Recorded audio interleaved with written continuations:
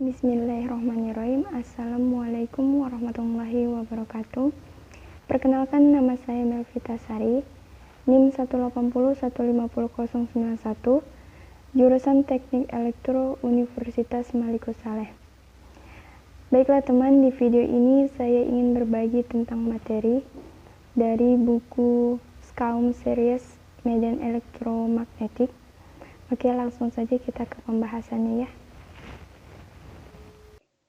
Baiklah teman, di video kali ini kita akan membahas bab 12 pada buku SKAUM Series, yaitu arus perpindahan dan gaya gerak listrik imbas. Pada materi ini kita akan membahas 5 poin. Poin yang pertama itu adalah arus perpindahan, poin kedua adalah perbandingan JC terhadap JD, poin ketiga adalah hukum Faraday, poin keempat adalah penghantar yang bergerak dalam medan yang tak bergantung waktu, dan poin kelima adalah penghantar yang bergerak dalam medan yang berubah. Langsung saja kita akan bahas poin per poinnya.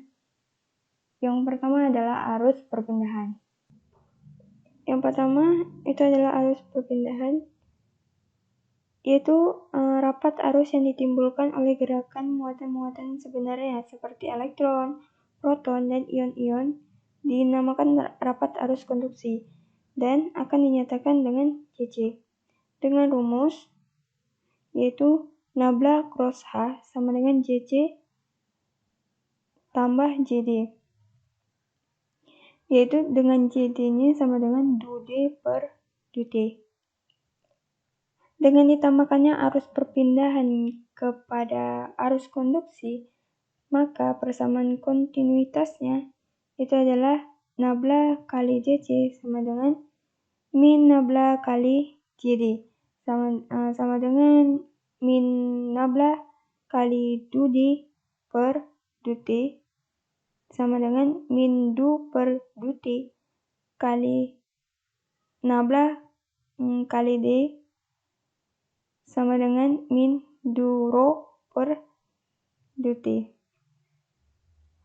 Arus perpindahan atau dalam ampere yang melalui suatu permukaan terbuka diperoleh dengan jalan integrasi tepat seperti arus, maka dengan rumus ID sama dengan integral S JD kali DS sama dengan integral S DD per DT kali DS sama dengan 2 per DT integral SD kali DS.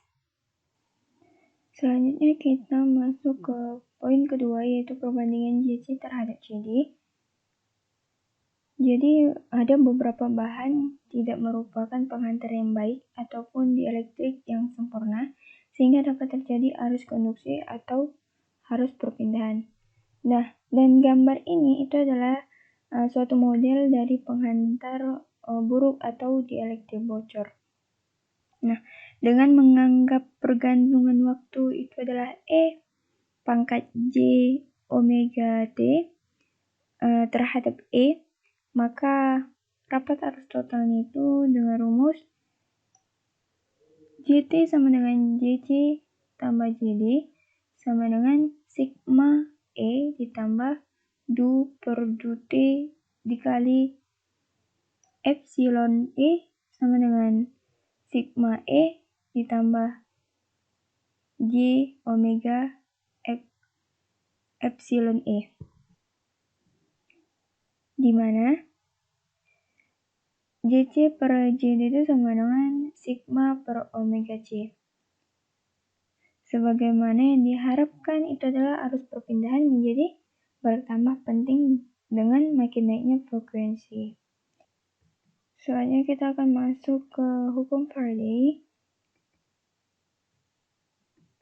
Nah, pada gambar ini adalah polaritas tegangan imbas yang kadang-kadang digambarkan dengan pertolongan flux medan terganggu. Dan gambar ini bisa kita lihat itu adalah garis-garis medan yang tampak seperti terdorong ke arah depan penghantar yang bergerak Dan ditunjukkan juga di situ adalah ada suatu medan yang berlawanan dengan arah jarum jam yang akan menimbulkan medan terganggunya yang sama.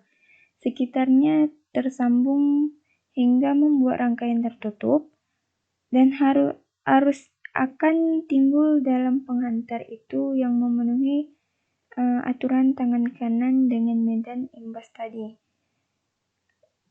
Lalu, dengan itu, tanda negatif pada hukum Faraday dapat dituliskan kembali dalam bentuk integral, yaitu R sama dengan min d flux per dt, dengan integral C E dikali dl sama dengan integral S D dikali ds.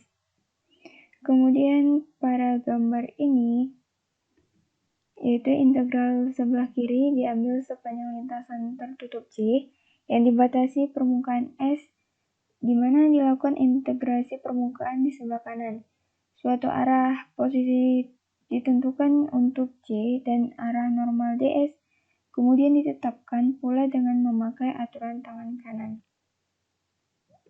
Nah, rangkuman hukum Lorentz dalam pembahasan ini yaitu tegangan yang diinduksikan oleh flux yang berubah mempunyai polaritas sedemikian hingga arus yang ditimbulkannya dalam suatu lintasan tertutup melawan perubahan flux tadi. Kemudian kita masuk ke poin keempat, yaitu penghantar yang bergerak dalam medan yang tak bergantungan waktu. Suatu medan listrik atau sebuah gerakan atau dimensional electric field dapat didefinisikan sebagai gaya persatuan muatan dengan rumus EM sama dengan F per Q sama dengan U cross B.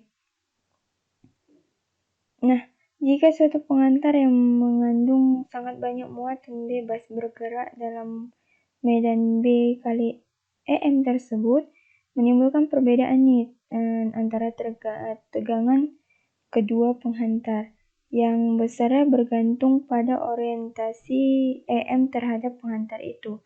Maka rumus tegangan ujung A terhadap ujung B penghantar, maka dengan rumus VAB sama dengan integral dari batas A dari ujung A sampai B EM dikali dl sama dengan integral dari batas A sampai B dikali U cross B dl.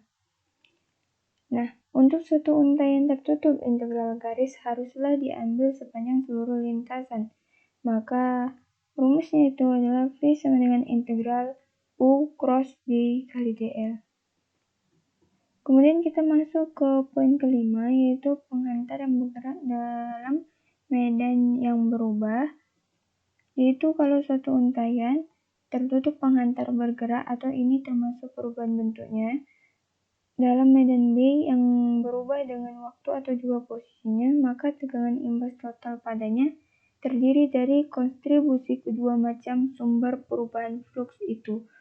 Maka hukum Faraday-nya menjadi R sama dengan min D per dt integral S kali B kali ds sama dengan min integral S du B per du T dikali ds ditambah integral dari U cross B kali dl.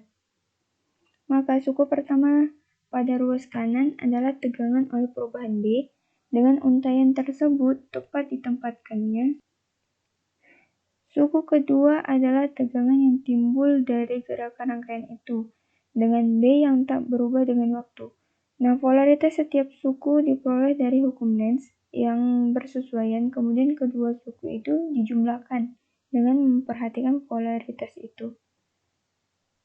Oke, baik teman-teman, sekian dari video ini, semoga bermanfaat untuk kalian, dan saya mohon maaf jika ada kesalahan pengucapan dalam materi. Saya mohon maaf, dan saya akhiri. Wassalamualaikum warahmatullahi wabarakatuh.